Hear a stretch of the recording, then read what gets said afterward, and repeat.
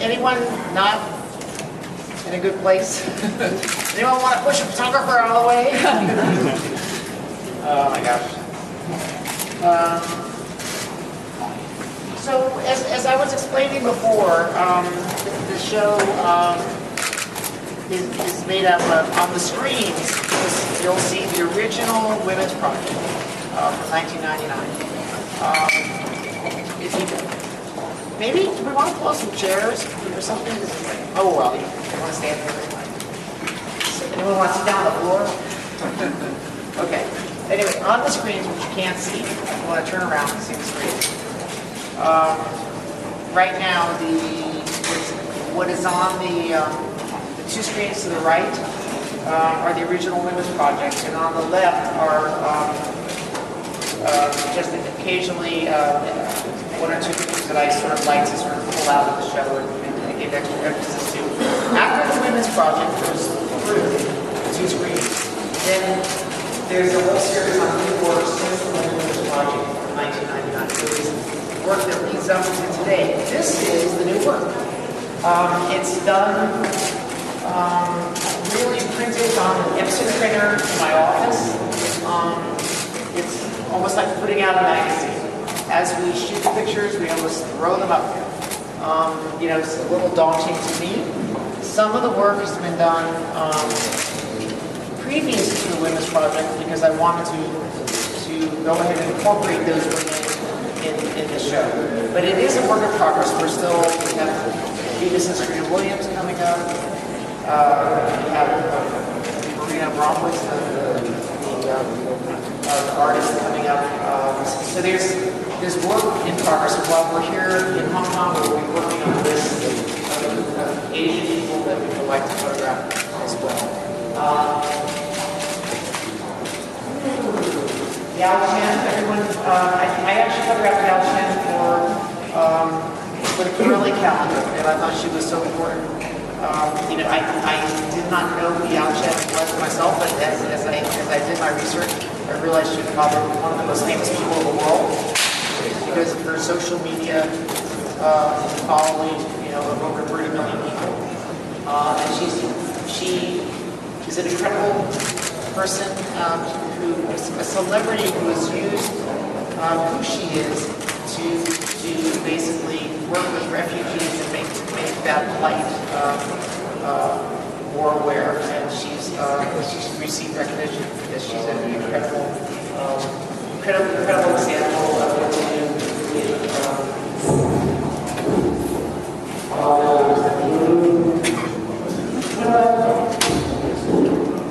You guys hear me? Yeah. Let me see anyone in the back. Can you hear me? Yeah. We need the mic. Uh-oh, my sister Barbara? Okay.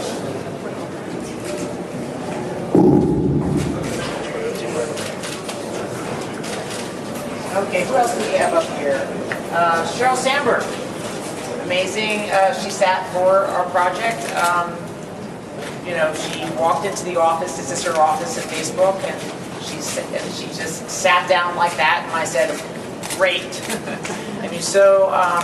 She wore a leather skirt. She sat down, really so engaging and so forthright, and sort of the example of the new women executive. With everything.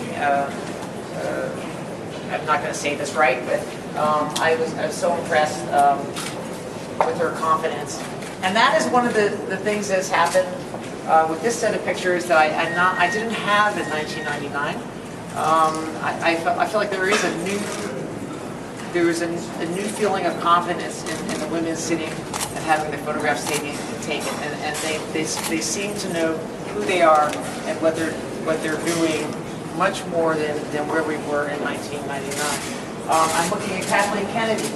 This woman has produced over 65 films with Steven Spielberg. She's now heading Lucasfilm. The latest Star Wars film was hers with J.J. Abrams directing, and huge success, as you know. And I'm telling you, she's sitting there, and she's completely, comfortable. I'm really not a great director when it comes to taking photographs. I really need projection for my subject. I'm a good journalist, not such a good, I can't evoke, I sometimes have people ask me, well, how do you make them feel comfortable? I said, I don't. It's like, it's really has a lot to do with them and what they can project and what they can do. I can't really help them with taking either photograph. Misty Copeland, very, very beautiful. This was really a milestone where she's the first black prima ballerina to a major American dance company, American Ballet Theater. And she came to the studio. I've done a lot of dance work, and it was a very simple portrait. Just, I knew exactly what I wanted from her, and this was direction, because my mother was a dancer, and I've done a lot of dance work over the years, and so I knew. I do find as I get older, I don't like to spend a lot of time taking, I don't like to spend as much time. I do think that the idea of doing a portrait should be not a labored process. Let's go over here a little bit. Let's see who else is that. Does anyone know Shonda Rhimes? Does anyone know who she is? She owns Thursday nights on television in the United States. She's a producer of Scandal and How to Get Away with Murder, and she has single-handedly brought great roles for black actors to television and created a whole world in that. I love this photograph because it's on the set of Scandal. You see the little contrite to me to go into the Oval Office of Scandal. I thought, oh well, okay, what can we do here? And I certainly didn't want her sitting in that chair. It wasn't my intent to put her in that chair. It was like, that would be a stupid idea. So I was fixing something or working on the light, and because I had her, leaning against different parts of the room. And then I turned around and she was sitting at the desk like that, with her feet up on the desk, and she was texting someone. And I said, wait, I could never have asked you to do this, but this is so great that you're just doing this. And it really does say that who she is and how she owns what she's doing. Let's pull over here. Sun Suu Kyi, very important. This was done not for this set of pictures, but it's a good example of a portrait that's partway in the making. What do I mean by that? I worked hard to get this portrait session with her. I even had some help from the State Department.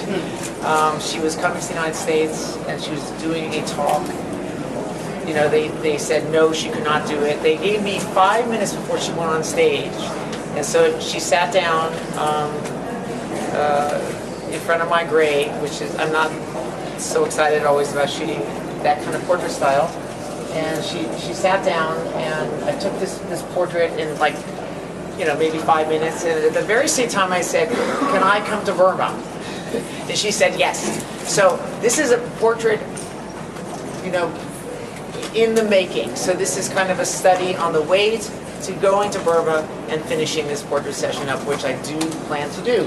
Same with Malala, who I always wanted to photograph. We were given a few minutes. I mean, it is kind of amazing. We were given a few minutes. I was given a few minutes with her when she finished her school day in Birmingham, which is kind of amazing. In her classroom, it was kind of amazing. At the same time, I asked her, because I know she's doing work, she started a school in refugee camps, in a refugee camp, and I asked her if I could go with her this summer to a refugee camp, and she said I could. So this is building, you can't get everything out of one shoot, and I'm not afraid to go back, and I'm not afraid to get, to try to get the best I can.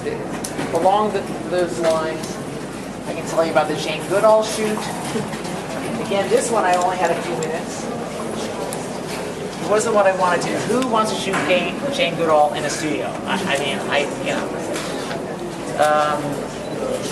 She was important to me. She was on my original list for this group of women, and I happened to be working on a group of a portfolio of photographs in San Francisco, and the head of Discovery Channel brought her into the studio that I was working, the portable studio that I was working with. I had about 8 minutes or so, and she walks in and she turns to me and she says, I hate to have my photograph taken. I said, okay. And she said, I like going to the dentist better than having my photograph taken. I mean, these are such cliches, believe me. She's not the first person to say these things.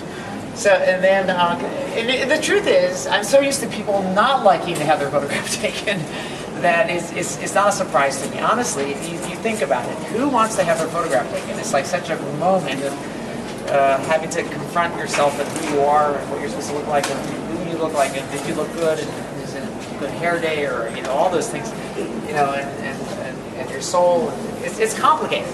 So finally, she settled down. And she looked in the camera and she stuck her tongue out at me. And then I thought, this is really going well.